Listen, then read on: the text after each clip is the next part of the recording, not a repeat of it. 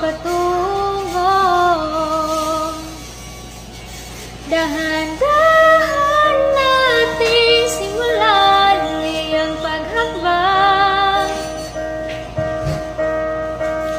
Dahan-dahan turingin sa salamin upang makita ang ating kagandahan. Dahan-dahan iangat ang mukha upang masilayan ang payapang kalangitan. O pagod ka na, pero di ka nag-isa, kaya lumaban ka at sabihin